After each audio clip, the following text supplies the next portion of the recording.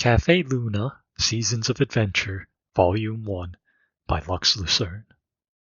Chapter 2.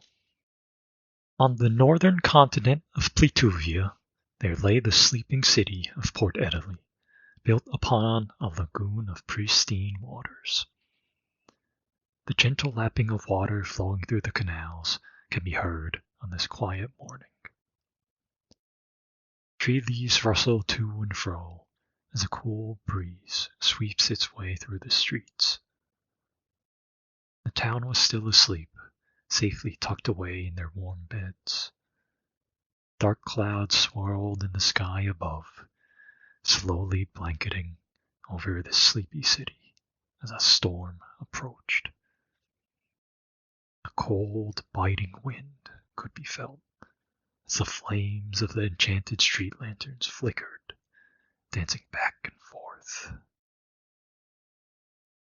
The winds bellowed, swooping and swirling, causing the trees to twist and turn, transforming their shadows into contorted shapes like grasping fingers. The Upper Lake District is built along the hills and cliffs surrounding the heart of the city, a lake of pristine water blessed by the water paragon. From this lake, streams and waterfalls stem across all the city, leading down to the canal district. Off to the side in a quiet area of the city, perched on a cliff with a view of it all, there is a secluded garden.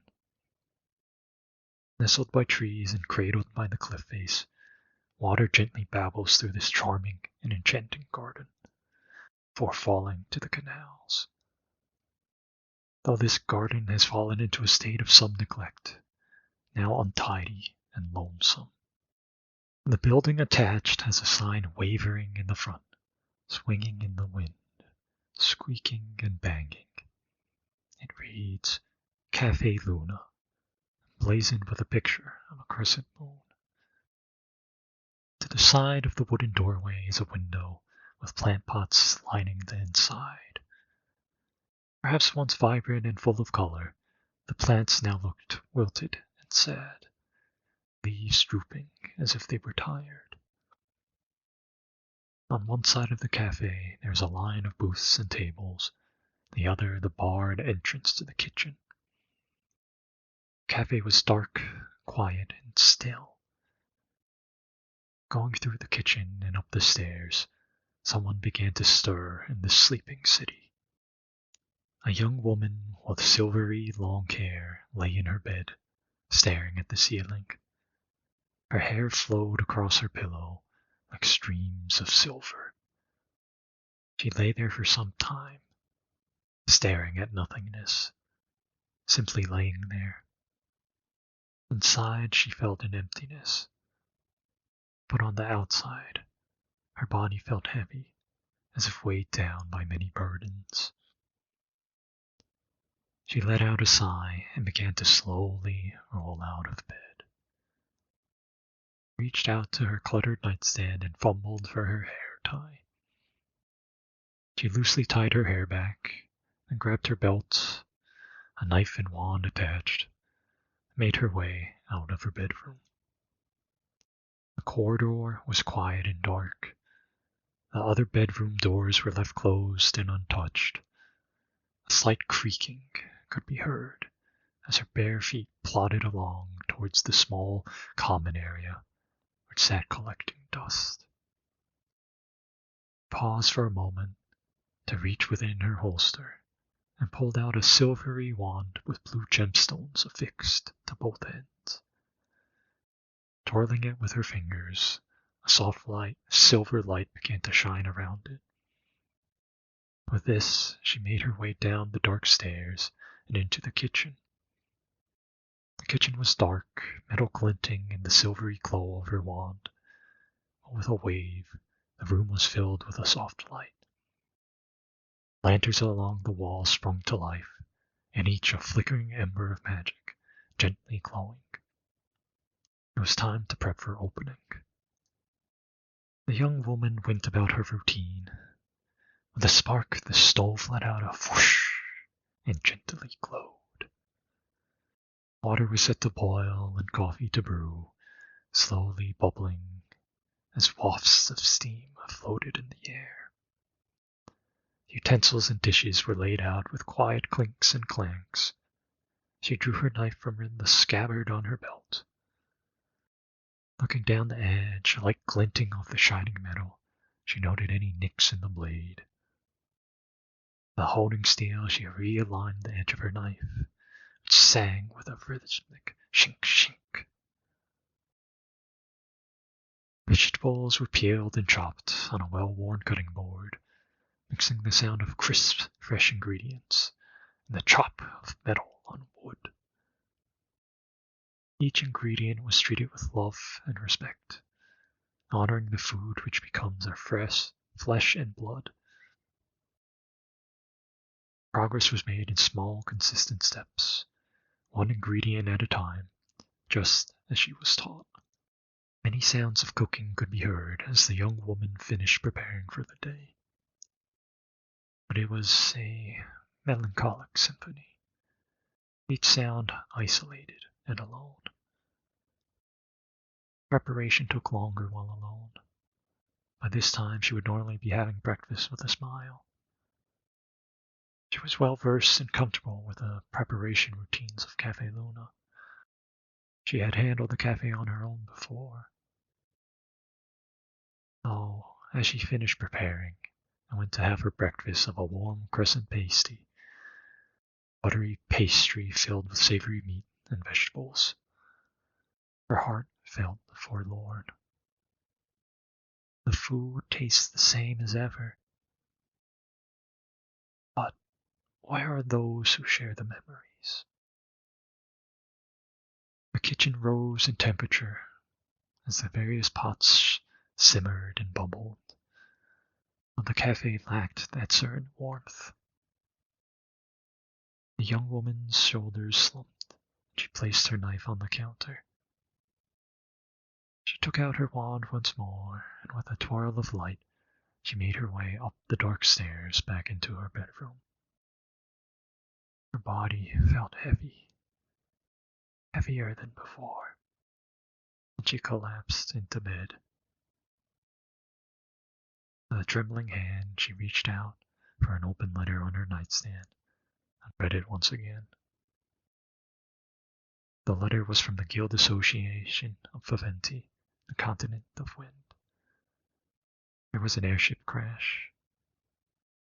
Her father was missing,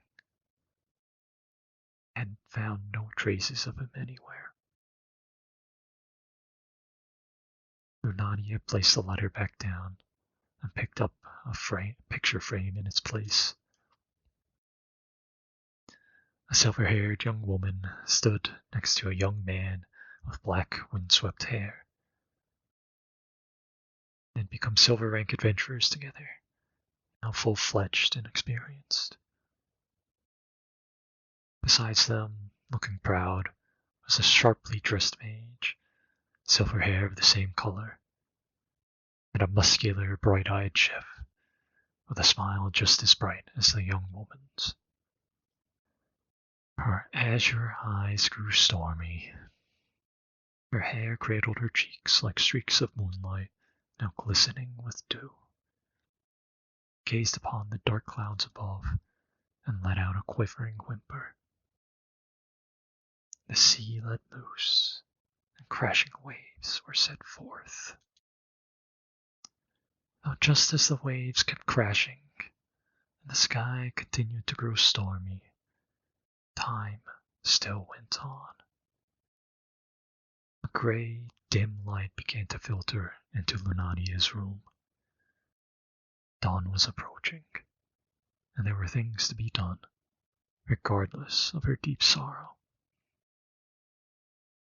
"I've got to keep busy, keep moving forward," she whispered to herself.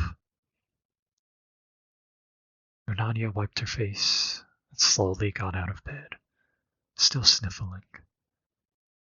She changed into her usual attire and went to the mirror, stroking her hair. Her silvery hair was perhaps looking like bedhead, though she briefly fluffed her bangs, parted to one side, and draped her hair over one shoulder, a low ponytail with a hair tie, in the style of frosted Edelweiss. She wore a white blouse accented by a blue collar and cuffs, tied a starry blue scarf around her collar, pinned with a silver star emblem. Tucking her blouse into her skirt, she tightened her belt at the waist and brushed over her dark blue skirt, trimmed at the bottom with white frills. A knife sheathed to her left hip, a wand holstered to her right. Pulling up her dark thigh-high socks, one at a time, and buckling her black shoes, she was dressed for the day. She looked in the mirror one last time and smiled. She looked presentable, beautiful even, though that smile of hers did not reach her eyes.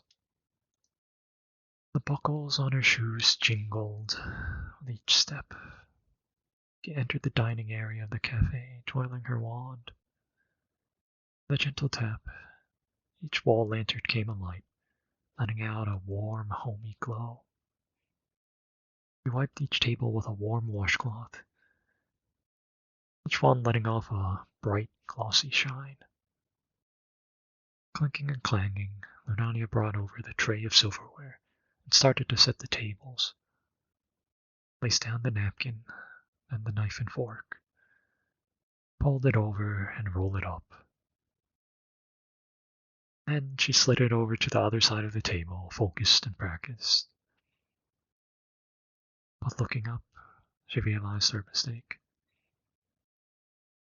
Biting her lip and grimacing, she walked around the table, put the table sets in their place all by herself,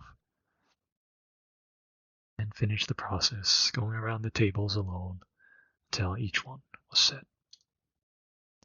Lunania let out a sigh and sat behind the bar. She rubbed her hands on her arms, as if catching a slight chill. It's cold in more ways than one. There she sat, anxiously, awaiting the first customers of the day. But the door never rang, and the customers never came. The smile she tried to have on her face started to fade, and dark thoughts began to creep their way back into her mind. Dark, aimless, wandering thoughts. Thoughts that were choking and grasping, like gnarled branches in a black forest devoid of light. Try as she might to rid herself of this anxiety, it felt like reaching for the stars, yet falling under the water, drowning, unable to reach the surface. Where could he be? It's the strongest adventurer I've ever met. So how did this happen? Didn't even tell me where he was going. He never tells me. Just gets up, goes to find ingredients, and comes back. He'd always come back and tell me about his adventure. Nadia mumbled to herself. A tightness gripped her chest as her worries surged. Nadia began to hold herself tightly, rocking back and forth. Choking whimper rose up and tears streamed down her face, no matter how hard she tried to hold them back. She rocked back and forth like turbulent waves, sobbing at the thought of losing her father. But this time is different. This has never happened before. What if he doesn't come back this time? Don't want him to just vanish like Mom did. Don't want to be left all alone. If something really did happen, I didn't even get to say goodbye, she whimpered. In that moment, she had only one desire, and nothing else concerned her. All she wanted was her father, who was a constant fixture in her life despite his spontaneous adventures. To lose that which was always there is a terrible thing. There is no deeper pain than to lose those you love dearly.